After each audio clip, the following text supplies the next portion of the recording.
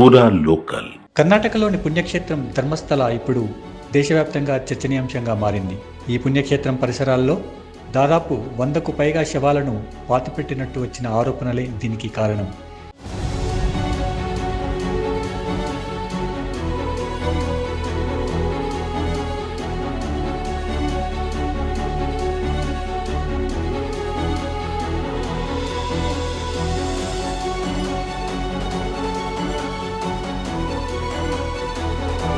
ఇవన్నీ మహిళలు, బాలికలకు సంబంధించిన కావడంతో దీనిపై చర్చ జరుగుతోంది.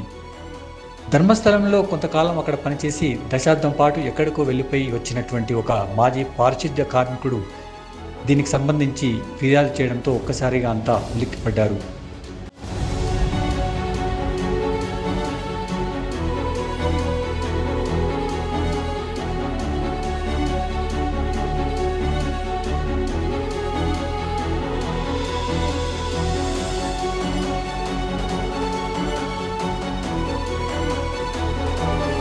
ఈ పారిశుద్ధ్య కార్మికుడు ధర్మస్థలలో 1995 నుంచి 2014 వరకు పనిచేశారు.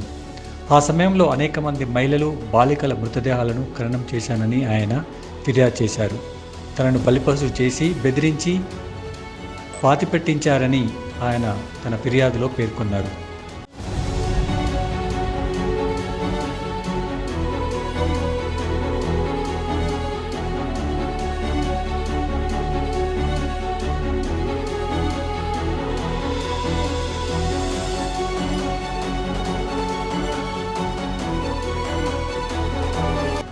రెండు 2014లో ఓసారి తన కుటుంబంలోని ఒక బాలికపై లైంగిక వేధింపులు జరిగాయని, దాంతో తాను ధర్మస్థల నుంచి పారిపోయానని ఆ పారిశుద్ధ్య కార్మికుడు తెలిపారు.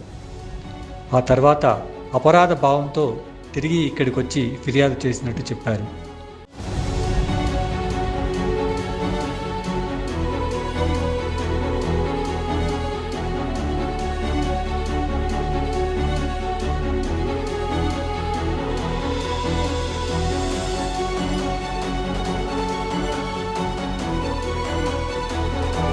ఈ నేరారోపణలకు ధర్మస్థల ఆలయ మేనేజ్మెంట్లోని కొంతమంది వ్యక్తులకు మధ్య సంబంధం ఉందని, వారే నేరాలను కప్పిపుచ్చినట్టు కూడా ఆరోపణలు వస్తున్నాయి.